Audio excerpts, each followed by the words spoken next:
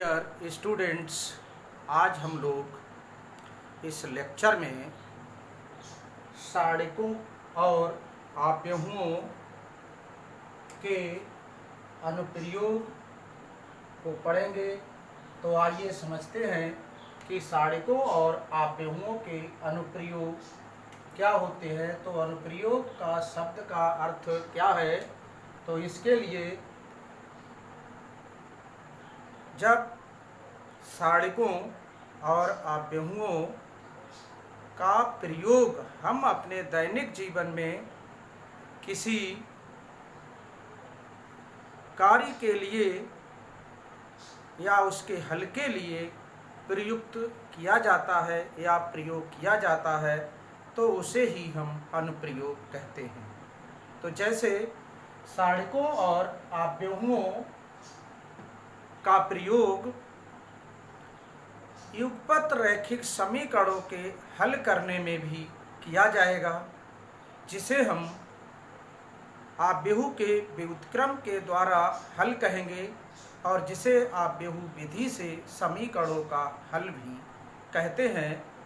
तो इनका अर्थात साड़िकों और आव्यूहों का प्रयोग करने से पहले हम ये समझेंगे कि युगपत समीकरणों के निकाय का हल संभव है या नहीं।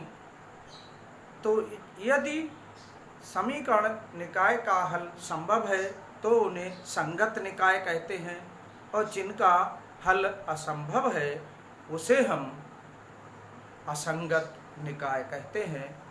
तो इस बात को आपने समझ लिया कि अनुप्रयोग का अर्थ क्या है। तो आइए पहले हम संगत निकाय और असंगत निकाय को समझते हैं और लिख लेते हैं, पहले परिभाषित कर लेते हैं उनको। उसके बाद युगपत समीकरणों के हल को समझेंगे है कि किन स्थिति में ये हल है या नहीं है। तो आइए लिखते हैं। तो आइए युगपत समीकरणों का जो निकाय है उसको समझेंगे कि संगत कब होता है।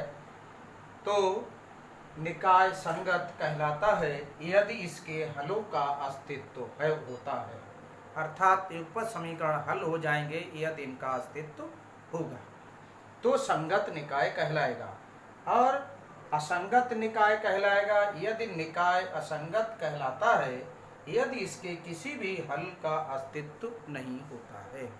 तो इसके लिए समझते हैं कि यदि संगत निकाय है, असंगत है, इन दोनों को समझने के लिए हम अब युगपत समीकरणों को हल करेंगे। उसमें इनका साड़िकों और आव्यूहों का प्रयोग किया जाएगा। इसी को हम प्रयोग को ही अनुप्रयोग कहते हैं। तो आइए अब युगपत समीकरण के हल के लिए देखते हैं। इस अध्याय में ये नोट करने वाली बात है कि यहाँ पर हम समीकरणों का हल अद्वितीय हल के लिए ही सीमित रहेंगे, अर्थात अद्वितीय हल ही ज्ञात करने के लिए सीमित होंगे। अर्थात अद्वितीय का मतलब क्या है, इसमें x का एक ही मान होगा, y का एक मान होगा और z का एक मान होगा।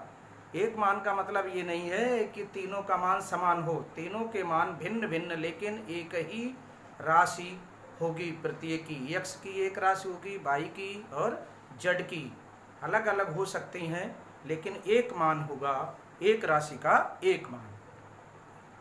तो आइए इस आव्यूह के व्युत्क्रम द्वारा रैखिक समीकरणों के निकाय का हल, तो इसमें व्युत्क्रम का प्रयोग किया जाएगा हल के लिए।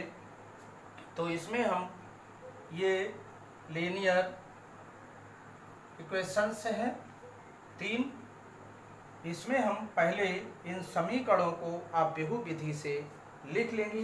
तो यहाँ लिखेंगे आव्यूह विधि में लिखने पर, तो पहले इतना नोट कर लीजिए।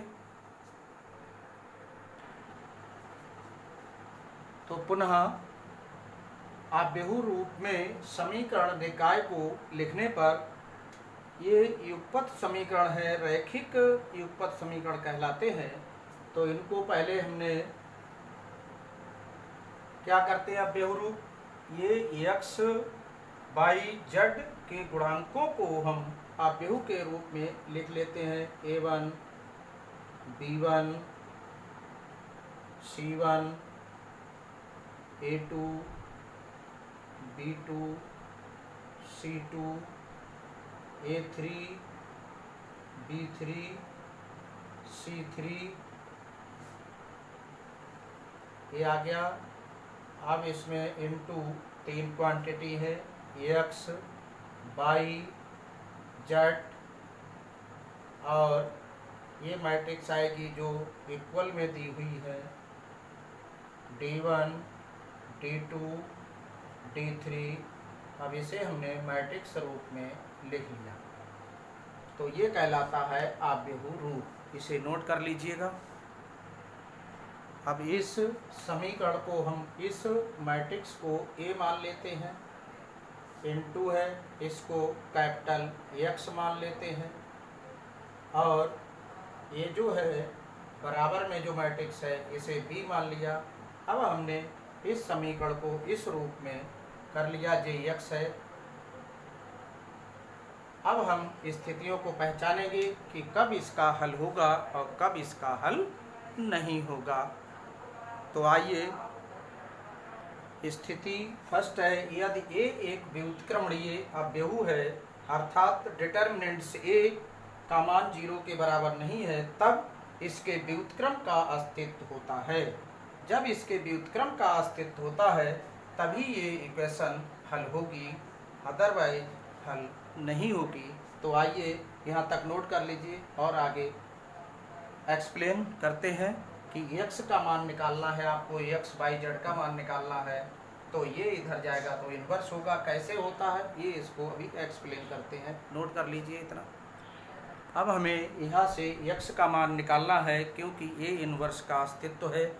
तो इसमें क्या करेंगे, A इन्वर्स से पूर्व गुणन कर देंगे, A इन्वर्स से यहाँ गुणन कर दिया, AX आ जाएगा यहाँ is equal to A inverse, और यहाँ लिख देंगे A इन्वर्स से पूर्व गुणन करने पर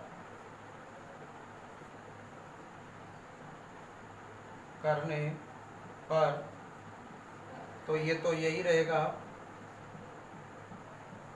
और ये आ जाएगा आपका यहाँ इस टाइप से लिख लेते हैं। तो इसका मान I होता है इंटू x, और आइडेंटिटी मैट्रिक्स की किसी मैट्रिक्स से मल्टीप्लाई करते हैं जो कि 0 के बराबर नहीं है, तो वह x वही मैट्रिक्स रहता है A इन्वर्स। अर्थात हमें x के मान निकालने के लिए, x y z के मान निकालने के लिए पहले हमें A इन्वर्स ज्ञात करना पड़ेगा, फिर b से मल्टीप्लाई होगी, तब इसका मान निकलेगा x y z का। तो इतना नोट कर लीजिए। तो अभी x is equal to A inverse into b जो है वो समीकरण निकाय का अद्वितीय हल प्रदान करता है, क्योंकि A इन्वर्स का अस्तित्व है और A इन्वर्स जो है वो अद्वितीय होता है, इसलिए इस समीकरण निकाय का अद्वितीय हल होगा। अब स्थिति सेकंड देखते हैं। स्थिति सेकंड में यदि A एक अव्युत्क्रमणीय अव्यूह है, अर्थात क्या होगा, तब डिटर्मिनेंट से इज इक्वल टू 0 होता है, तब अव्युत्क्रमणीय अव्यूह होता है। इस स्थिति में एडजॉइंट A इंटू B ज्ञात करते हैं। ये ज्ञात करने के पश्चात ये देखते हैं, फर्स्ट पॉइंट है, यदि adjoint A into B is equal to not 0, ये शून्य अव्यूह है, जो शून्य अव्यूह के बराबर नहीं आता है इसका मान, तब कोई हल नहीं होता है और समीकरण असंगत कहलाता है। समीकरण निकाय असंगत कहलाता है।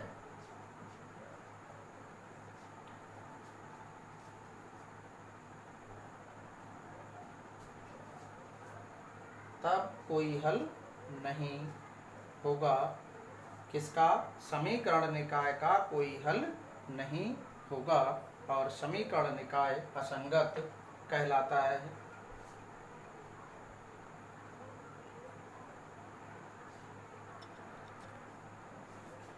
सेकेंड पॉइंट है यदि adjoint A into B is equal to 0, मतलब 0 अव्यव है, तब निकाय संगत या असंगत होगी। मतलब इसे हम संगत भी कहेंगे और असंगत भी कहेंगे, क्योंकि निकाय के अनंत हल होंगे। अगर संगत है निकाय, यहाँ लिखा है निकाय संगत, संगत के लिए यहाँ तक के लिए जो है ये 0 है, निकाय संगत होगा, लेकिन इनके मान निकाल नहीं सकते क्योंकि इसके अनंत हल होते हैं। जब 0 के बराबर है और निकाय संगत होता है तब अनंत हल होते हैं, तो संगत हो गया। हल हो तो संगत होता है, और या 0 है तो असंगत होगी, इसके लिए तब कोई हल नहीं होगा। जब ये असंगत आएगी तब इसके लिए कोई हल नहीं होगा। दोनों कंडीशन है। आगे इसके आगे लिखा जाएगा अनंत हल, संगत है तो अनंत हल, या असंगत है तो कोई भी हल नहीं होगा। नोट कर लेंगे, जब असंगत होगा तो कोई हल नहीं होगा, उसी के आगे लिख लीजिएगा।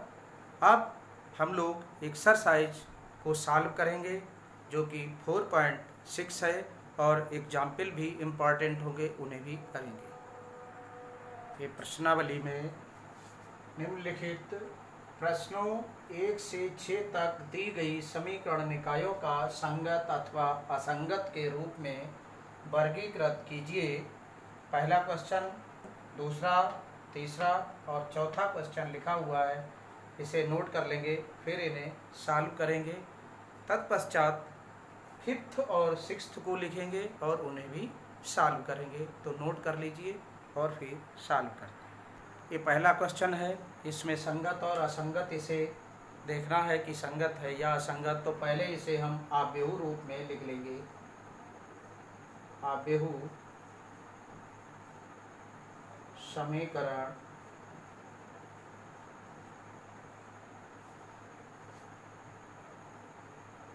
आव्यूह रूप में आव्यूह समीकरण रूप में लिखने पर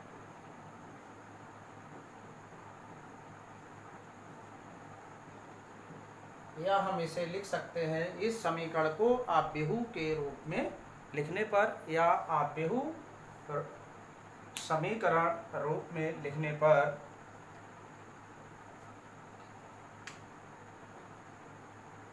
ऐसे लिख लेते हैं। समीकरण निकाय को आव्यूह रूप में लिखने पर, तो आव्यूह रूप में इस समीकरण को लिखिए तो इस टाइप से इसका गुणांक 1 है, 1 लिखेंगे, ये 2 है, 2 लिख लेंगे, ये 2 है कोफिशिएंट इसका x का, यहाँ 3 है, ये x y है, और ये 2 3। अब इस युगपत रैखिक समीकरण को हमने आव्यूह समीकरण के रूप में लिख लिया। तो हम वही लिख रहे थे, आव्यूह समीकरण के रूप में, समीकरण निकाय को आव्यूह समीकरण के रूप में लिखने पर। ये भी थ्योरी लिख सकते हैं और चाहे ऐसे लिख लेते हैं। तो इसे हम a मान लेते हैं, इसे x मान लेते हैं, इसे b मान लेते हैं। तो पहले हम a इनवर्स के लिए a का डिटर्मिनेंट्स ज्ञात करेंगे। तो a का डिटर्मिनेंट्स लिख लेते हैं। मैट्रिक्स a को डिटर्मिनेंट्स के रूप में लिखने पर 1 2 2 3, और इसे हल कर लेते हैं। इसकी इससे मल्टीप्लाई 3 माइनस इसकी इससे 4, और ये आ गया है आपका determinants a is equal to -1 is equal to not 0। इसलिए a इनवर्स का अस्तित्व है।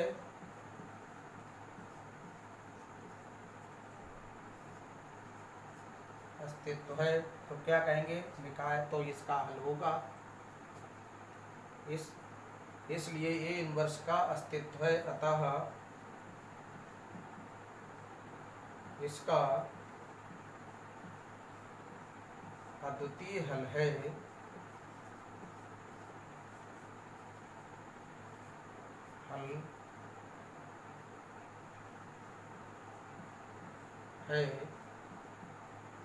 और समीकरण निकाय संगत है।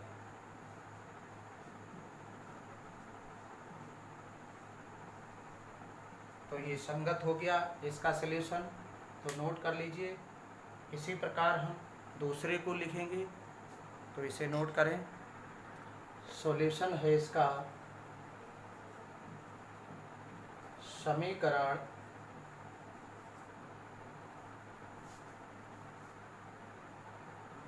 निकाय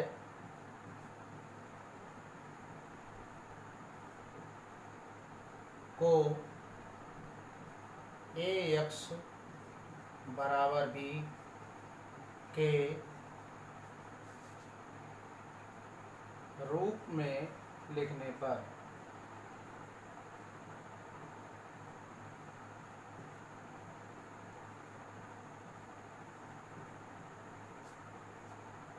तो इसे हम लिख लेंगे कि 2 - 1 इसका गुणांक, ये गुणांक लिया जाता है, इसका गुणांक 1 है, इसका गुणांक भी 1 है, तो 1 1 into x y equal to 5 4। तो इस टाइप से हमने लिख लिया। ये a हो गया, ये x हो गया, ये b हो गया। तो a बराबर हो गया है आपका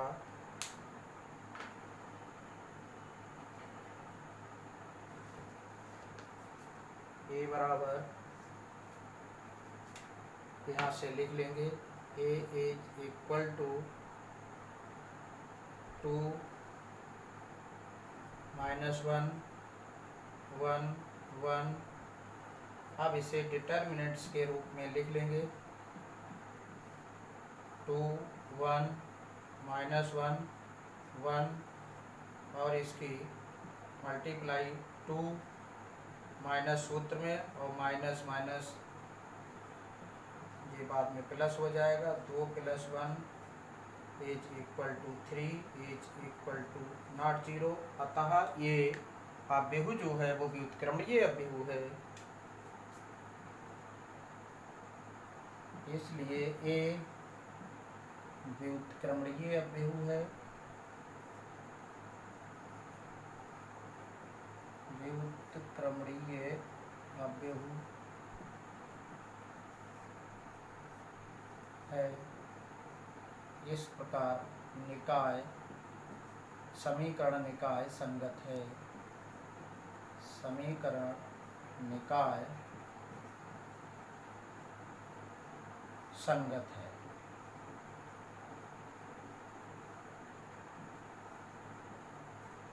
तो हमने इसे हल कर लिया, इस टाइप से नोट कर लीजिए।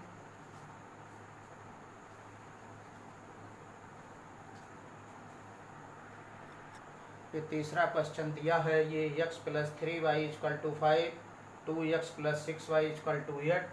अब इसका सलूशन है, हमने पुनः लिख लिया इस समीकरण निकाय को। दिया समीकरण निकाय x + 3y = 5 एंड सेकेंड समीकरण है 2x + 6y = 8। अब इसे ax बराबर b के रूप में लिखने पर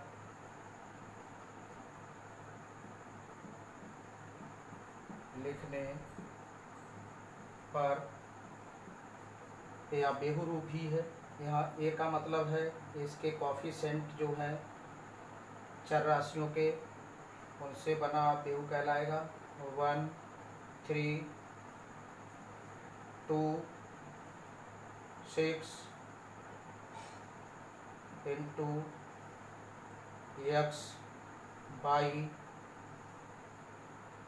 इज इक्वल टू 5 8। इस टाइप से ए हो गया जे, इसे हम लिखना चाहें तो ये है A x is equal to B. तो ए बराबर आ गया है आपका 1 3, सेकेंड रो है 2 6। अब इसे हम डिटर्मिनेंट्स के रूप में लिख लेंगे 1 3 2 6, और ये सॉल्व कर ले 6 माइनस 6 इज इक्वल टू 0 आ गया है। अब इसे नोट कर लीजिए। अब ये 0 आ गया डिटर्मिनेंट्स का मान। तो अब हम आगे इसे एडजॉइंट ए निकालेंगे। एडजॉइंट ए निकालने के लिए हमें कोफैक्टर निकालना है, तो ये कोफैक्टर निकालेंगे। ए के कोफैक्टर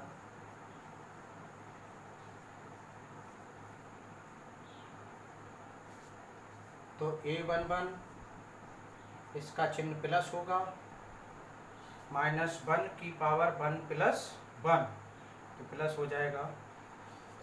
इस टाइप से इसका कोफैक्टर ये कैंसिल और ये कैंसिल, ये आ जाएगा 6।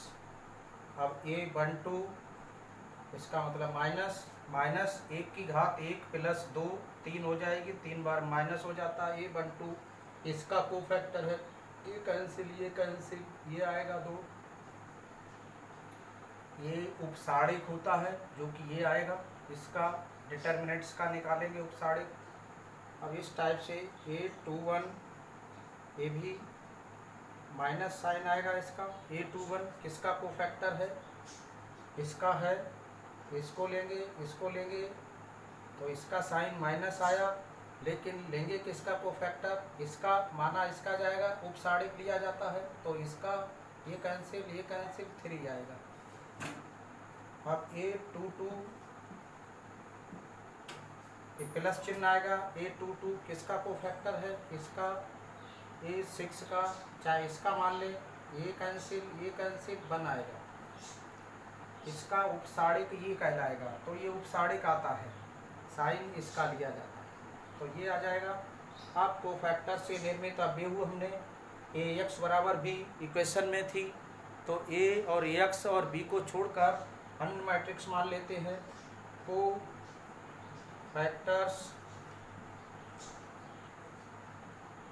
से निर्मित आबेहू C बराबर A11 A12 A21 A22।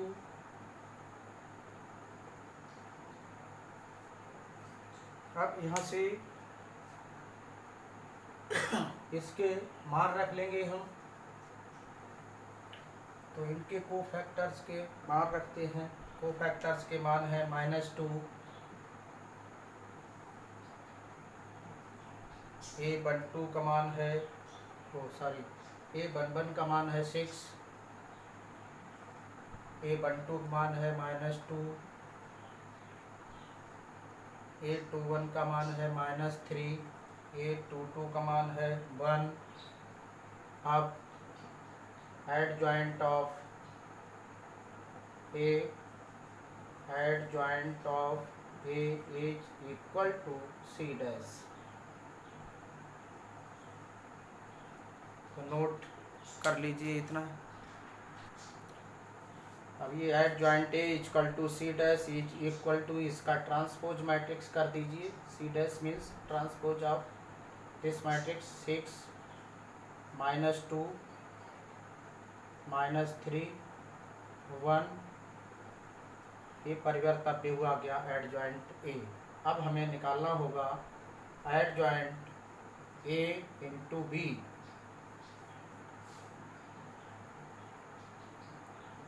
तो इसको निकालेंगे 6 -3 -2 1 और b का मान है 5 8 5 8। अब यहाँ से इस रो की इस कॉलम से 6 पंजे 30 और इसकी इससे -24 और फिर नीचे वाली रो की तो नीचे लिखा जाएगा 5 दूनी 10 और 1 और 8 की मल्टीप्लाई, ये आ जाएंगे आपके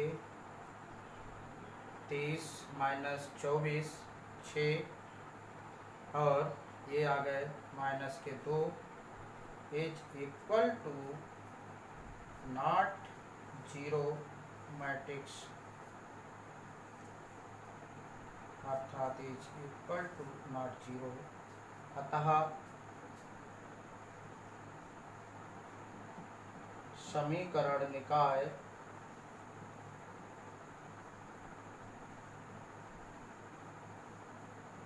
असंगत है।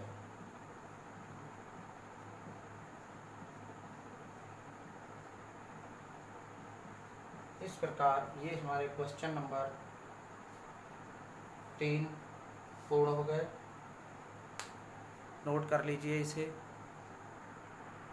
क्वेश्चन नंबर 4 दिया हुआ है, इसे भी चेक करना है कि ये संगत है या असंगत है, तो इसे नोट कर लीजिए। इसका सल्यूशन है, ये दिया है समीकरण निकाय x + y + z = 1 2x + 3y + 2z = 2 और थर्ड इक्वेशन है ax + ay + 2az = 4। इसे हमने लिख दिया बेहू रूप में लिखने पर, मतलब ax is equal to b रूप, ax is equal to b रूप में लिखने पर, तो ये आ जाएगा आप बेहू के रूप में। ये कोफिशिएंट हैं, गुणांक हैं x y z के, ये 1 1 है तो यहाँ 1 1 लिख जाएगा और यहाँ 2 3 2 2 3 2 और ये a दिया है, यहाँ भी a दिया है, यहाँ 2a दिया है और ये मैट्रिक्स हो गई। दूसरी मैट्रिक्स हो जाएगी x y z, 3 वेरिएबल हैं और ये आ जाएगी 1 2 4। इस टाइप से ये a हो गया इंटू ये x हो गया, a b हो गया, तो ax बराबर b के रूप में हमने लिख दिया। अब हम a का डिटर्मिनेंट्स फाइंड आउट करेंगे, तो इसको नोट कर लीजिएगा आप। ये a बराबर दिया है, इसके लिए हम डिटर्मिनेंट्स a के रूप में लिख लेंगे। अब डिटर्मिनेंट्स के रूप में लिख लीजिए 1 1 1 2 3 2 a 2a। इस टाइप से हमने इसको डिटर्मिनेंट्स के रूप में लिख लिया है। इसको हल करते हैं, बन लेते हैं इसको और इसकी इससे मल्टीप्लाई होगी 6 से आ जाएगा, माइनस सूत्र में इसकी इससे मल्टीप्लाई 2a आ जाएगा और माइनस ये सूत्र में होता है, ये 1 आ जाएगा। इसे हम हल कर रहे हैं r1 के पदों में विस्तार करने पर, तो -1 ये कैंसिल होगा, ये कैंसिल हो जाएगा, इसकी इससे मल्टीप्लाई 4a हो जाएगा, -2a आ जाएगा।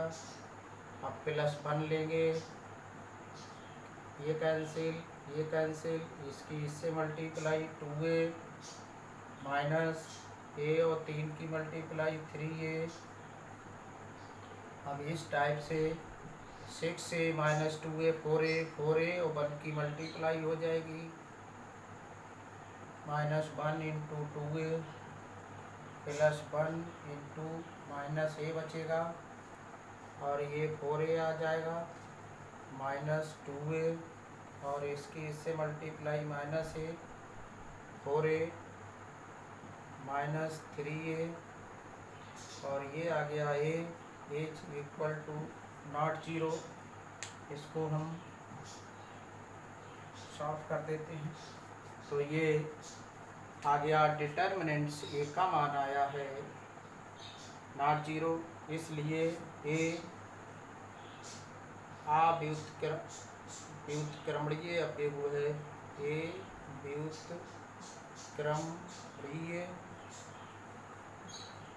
अवयव है,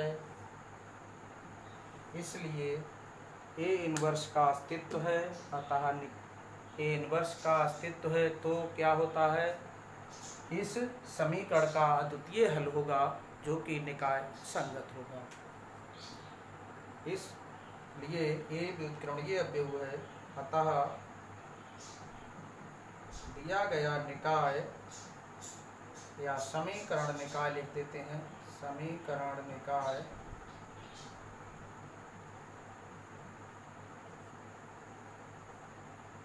संगत है।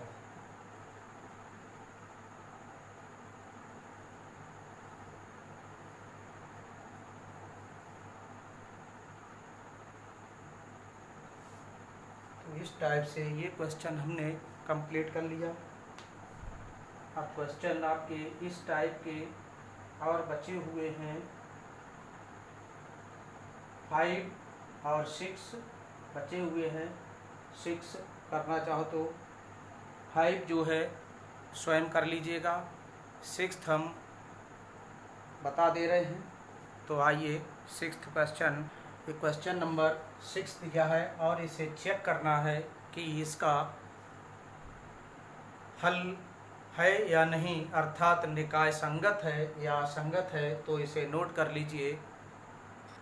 ये समीकरण निकाय दिया है आपको, इसको हम आव्यूह रूप में लिख लेते हैं। जैसे हम ax बराबर b रूप कहते हैं तो इसको लिख लेते हैं। इनके कॉफिशेंट से, गुणांकों से बना आव्यूह होता है a 5 -1 4 2 3 5 5 -2 6 into x y z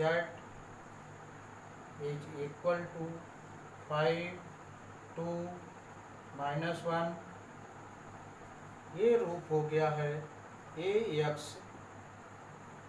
is equal to b, जिसे हम आव्यूह रूप समीकरण का कहते हैं। तो a इज इक्वल टू, ये डिटर्मिनेंट्स हो गई, वो मैट्रिक्स हो गई 5 -1 4 2 3 5 5 -2 6। अब इसे हम डिटर्मिनेंट्स के रूप में लिख लेंगे। तो पहले इसे नोट कर लीजिएगा।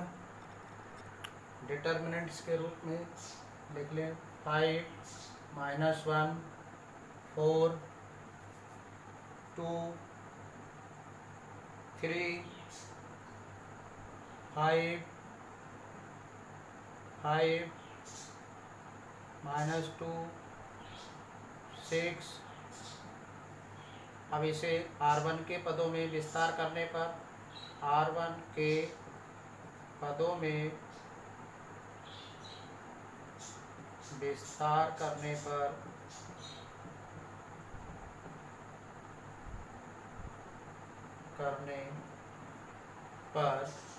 तो ये आ जाएगा 5 लेंगे, इसकी इससे मल्टीप्लाई करेंगे, चाहे तो लिख लें हम 3 5 -2 6 और -1, इसको लेंगे, ये कैंसिल 2 5 5 6 +4, इसको लिया, ये कैंसिल 2 3 5 - 2, इसे हल कर लें तो 5 6 × 18 माइनस सूत्र में, और 5 दूनी 10 माइनस के प्लस, ये +1 हो जाएगा। इसके इससे मल्टीप्लाई 12 25 +4, इसको हल करेंगे 2 × 2 = 4 -15, और ये 18 10 28 28 × 5 +1 × -13 +4 × 15 4 19 माइनस के, ये हो गया 5 8 40 5 दूनी 10 और 4 14 -13 1 13 19 चौक 76 माइनस के 140 माइनस 6 3 9 7 और 1 8, एक माइनस आए, 10 में से 9 गया 1, और यहाँ 13 में से 8 गए 5, = नॉट 0। नोट कर लीजिए इसे, ये 0 के बराबर नहीं है। जब डिटर्मिनेंट्स किसी का मैट्रिक्स का डिटर्मिनेंट्स 0 के बराबर नहीं होता है तो वह व्युत्क्रमणीय होता है। इसलिए ये व्युत्क्रमणीय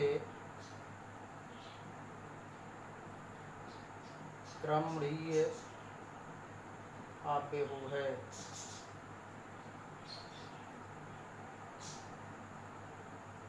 अतः दिया गया समीकरण निकाय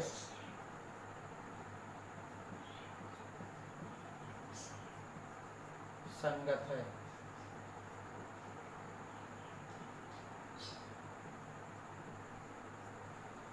आज के लिए इस लेक्चर में इतना ही।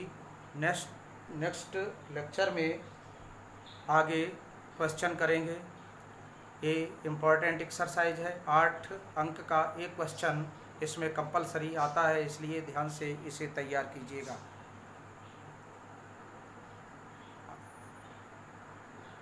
अब नेक्स्ट लेक्चर में आगे का सिलेबस, तब तक के लिए खुश रहिए, स्वस्थ रहिए, घर पर रहिए और सेफ रहिए।